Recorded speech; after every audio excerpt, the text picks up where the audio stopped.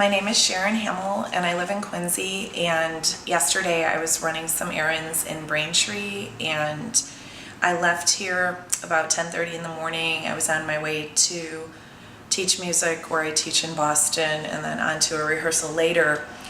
But I had put my violin, which is not this is my viola, in the back hatchback of my CRV, and I was driving down Franklin Street, Independence, and then I took a right to go to the backside of the South Shore Plaza.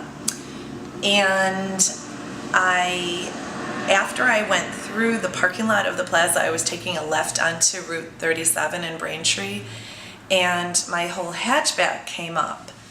And I hadn't heard anything fall out or anything, so I did look around at the street and didn't see anything, but I didn't think to look to see if my violin was gone. So I shut it. I was kind of startled, and it was a busy street and it kind of scared me. So then later that evening, when I went to get my violin out of the car, because I was going to a string quartet rehearsal in Stoneham, my violin wasn't there, and I just didn't know what happened. And then finally I put two and two together, that my violin was not there and that it probably happened somewhere on the route from my house in Quincy to Route 37 where the hatchback came up. I think that the handle of the case, it's a dark brown case, a very sturdy case, but I think the handle must have interfered with the latch of the hatchback, and there was no beeping to let me know that the back door was open, but even if a light was on, it was daylight, so I didn't see it. The violin looks pretty similar to this viola.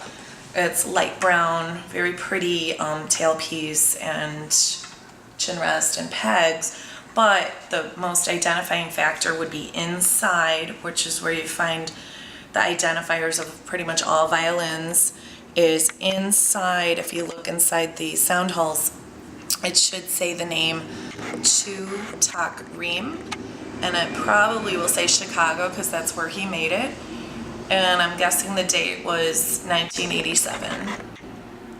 That's where my parents bought me that violin when I was in college for music.